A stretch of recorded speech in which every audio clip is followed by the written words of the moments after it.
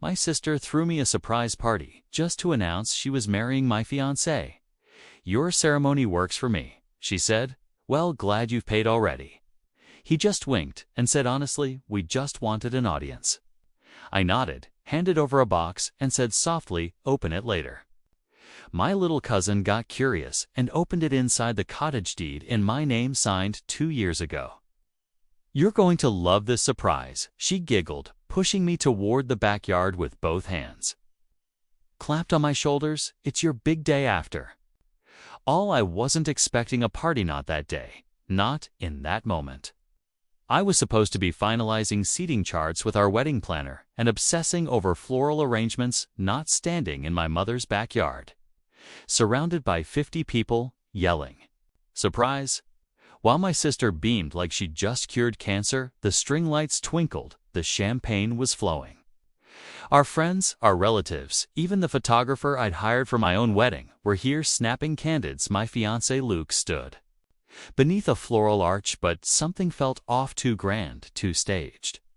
And why was Luke wearing the exact suit we picked out for our ceremony? I turned to Emma, my sister, my supposed best friend, and tried to speak before I could get a word out. She snatched the mic from the DJ. "Thank you all for coming," she announced. "I know some of you were expecting a bridal shower for my dear sister, but surprise. It's actually an engagement party for me." There was an awkward silence. My chest felt tight, and I'm marrying Luke. The world blurred. I heard gasps. My legs turned to cement. Luke stepped forward, grinning like a fool. "Your ceremony works for us," he said, shrugging. "Glad you paid already." Someone laughed nervously. Emma tucked her hand into his. "We just wanted an audience," she added sweetly. That's when I knew they'd planned this together. The stolen venue, date, the guest list, even the food, which I paid for. I didn't scream. I didn't cry. Instead, I walked up to Luke, smiled, and handed him a small wooden box. "Open it later," I whispered, then turned and walked away. But my little cousin got curious. She opened the box an hour later. Inside, the deed to the cottage I'd inherited from our grandmother and my name signed 2 years ago, and I wasn't done yet. They say hindsight is 2020. But when the people you trust most set you up like prey, even hindsight feels like a cruel joke. A week before the surprise party, Emma was at my apartment, barefoot, sipping wine like nothing was wrong. She was wearing my hoodie, not borrowed, stolen, the same way she'd slowly been absorbing pieces of my life. "You're so lucky," she said, flipping through my wedding planner. "Luke's such a catch." She smiled, but it didn't reach her eyes. I chalked it up to envy. Now I realize it was foreshadowing. For years, I was Emma's safety net. When she dropped out of art school, I helped her get a job at my office. When she maxed out her 3rd credit card, I helped her budget. When she sobbed after her 3rd breakup in 6 months, I was the one who picked her up, fed her, and let her crash on my couch. I gave and she took. When I got engaged, she cried harder than I did, claimed it was happy tears, insisted on helping with every detail. "It's your big day," she'd say while gently nudging me into letting her handle the vendor calls, the flower orders, even the venue visits. "Less stress for you." And I, tired from work, grateful for her help letter, but looking back, it all feels like surveillance, a thief taking inventory. 3 weeks before the party, I noticed Luke was becoming distant. Not cold, just vague. When I asked about the tux fitting, he said, "Whatever you like, babe." When I mentioned writing our vows, he changed the subject. I figured he was overwhelmed. Weddings are a lot. I didn't want to be a nag. Meanwhile, Emma was practically living in my apartment, claiming she was so excited to see it all come together. One night she was in my closet, trying on shoes, my wedding shoes. She twirled in front of the mirror, just seeing how they photograph. She laughed. "You never know with white heels." I laughed too, but something twisted in my gut. Then the venue called. "Hi, is this Emma?" "No," I replied. "This is her sister, the bride." There was a pause. "Oh, I'm sorry. We've been dealing mostly with an iMod for the final arrangements." I stared at the wall. My heart dropped. Final arrangements. Yes, the deposit's been paid. Me new. Confirmed ceremony date moved up to Saturday. Wait, What date? Saturday. My date? I hung up mid-sentence. My fingers felt frozen. I pulled up our joint wedding account. Nearly empty. $11,000 gone, labeled as event costs, and Luke, he had just Venmo'd Emma. $500 gift, the note reading for the dress that night. I called him. Luke, did you authorize the venue? Change. He was quiet. Then Emma handled it. She said you were overwhelmed. My stomach turned. You mean to tell me you gave her control over our wedding? He sighed. She's your sister, she said. You approved it. My hands trembled, my heart pounded. And the money, we just moved a few things around, he said lightly. Don't overreact. I didn't scream, I didn't cry. I sat down at my desk, opened my file drawer, and pulled out an envelope labeled Grandma's cottage deed, the one thing Emma always thought was still being sorted. The one thing I never told her was already mine 2 years ago. After Grandma passed, she left her lakeside cottage to me. Emma, who was abroad at the time, never showed up to the funeral. She never knew I had the deed notarized and stored fully paid off in my name. I hadn't planned to reveal it, not yet, but now it would be the first domino to fall. My family always said Emma was the light of the room, the charming one, the spontaneous spirit. I was the planner, the stable one, the boring older sister. Funny how the boring one built the wedding, paid for the venue, funded the honeymoon shows, the dress, bought the ring insurance. And funny how the charming one stole it all. But what Emma didn't know, what none of them knew, was that I was done playing quiet. They were going to get their moment, and I was going to flip the script. The backyard glowed like a dream. Strings of tea, fairy lights, rose petals scattered along the aisle. A string quartet softly played the exact song I picked out 6 months ago. Our song, or so I thought. Emma stood under the floral arch I designed in a dress that mirrored mine, almost stitch for stitch. Beside her stood Luke in the very suit I purchased and picked out with him. He looked calm, smug even. The guests, mutual friends, family co-workers, sat in their chairs like an obedient audience. Most didn't know, some did. I saw it in their faces when I walked in, because I didn't just walk in. I arrived all black, long coat hair, pinned back, calm, composed, not broken, not anymore, not crying, not confused. I walked straight down that aisle, like I owned it, because in every meaningful way I did. Gasps spread through the air like sparks, and dry Gracema's face, drained of color, her grip on Luke's arm faltered. Luke blinked, then forced a half smile. Didn't expect to see you here, he said lightly. Oh, I said, pausing under the arch. I wouldn't miss it. After all, I planned it. The silence was absolute. Then I turned to the crowd. I want to thank everyone for coming. I know many of you were invited under misunderstood circumstances, so let's clear things up, shall we? I took a breath. This wedding, the location, the guest list, the caterer, the musicians, was originally meant for me and Luke, my fiancé, until I learned exactly 1 week ago that my sister and my fiancé had decided my wedding was more convenient for them. Somebody whispered, "What is going on?" A few guests shifted uncomfortably. Emma stepped forward. "This isn't the place, okay? We didn't mean for it to happen like this." I held up my hand. "Don't you dare try to make this sound accidental. You forged contracts. You drained our joint account. You used my name to confirm vendors. You knew what you were doing." I loved him, Emma said, quietly, voice trembling. "You love the idea of taking something that wasn't yours," I said coldly. Luke sighed as if he was the victim. "Look, we didn't want to hurt you, honestly. We just wanted to be happy." I laughed, not kindly. "You wanted an audience," I said. "You wanted applause, but all you've built is a stage. Set hollow walls and rented flowers." Then I reached into my coat pocket and pulled out a slim black box. I handed it to Luke. "Open it later," I said softly, "or let someone else do it. Either way, it's yours now." Emma narrowed her eyes. "What's in that box?" I smiled. "Proof." Then I faced the crowd again. "My grandmother left me her cottage," I said, raising my voice. "Some of you have been there, the lake house with the white shutters. Emma always wanted it. She told people it was still in probate, but it wasn't. I pulled out a folded document, the deed, and held it up. I've had the deed in my name for 2 years. I paid the taxes. I renovated it. I kept it quiet because I thought naively that family would respect boundaries. I was wrong. I turned back to Emma. As of this morning, it's officially mine, taxes paid, deed refiled. And guess what? You're not welcome. Gasps again. One guest even clapped before stopping awkwardly. Emma's hands shook. You're doing all this to humiliate me. No. I said you did that yourself. I'm just making sure the credits roll properly. Luke had opened the box. Inside, a framed photo of me and Grandma at the cottage, standing in front of the sold sign. Behind it, the deed, dated, notarized, witnessed. He went pale.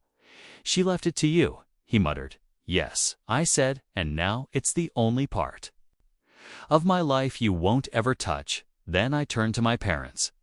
My mother looked stricken. My father avoided my gaze. You knew, I said quietly. Didn't you? My mother blinked.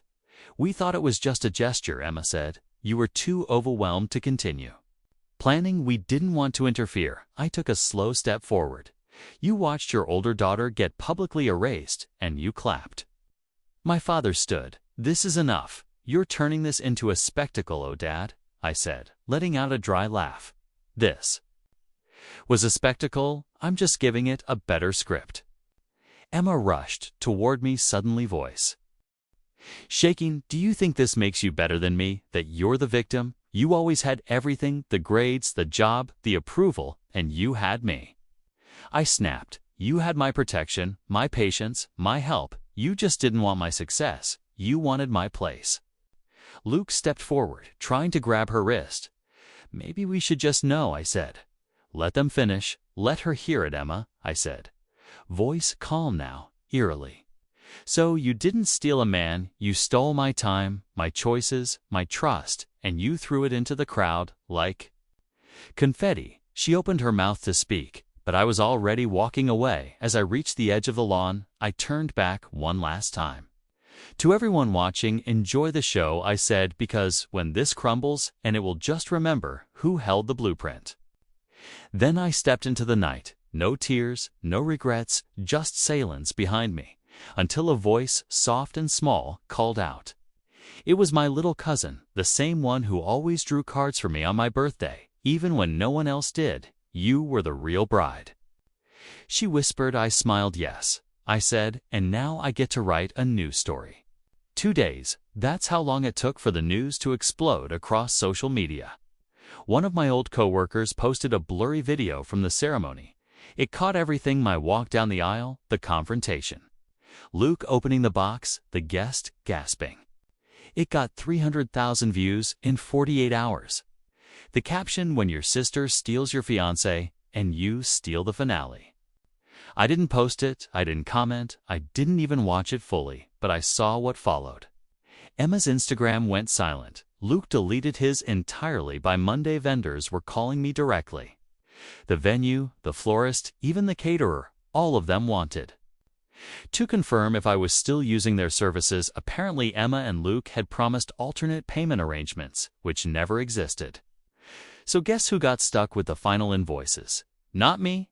I emailed every single one of them with copies of the police report, fraud identity, misused digital evidence, financial records. Oh, and screenshots of Emma's fake email address. Turns out she'd used my old Gmail template and just swapped the name. Amateur mistake. I didn't press charges. I didn't have to. Because her life was already unraveling thread by stolen thread, the venue blacklisted her. The florist posted a cryptic message about liars and thieves in their Insta stories.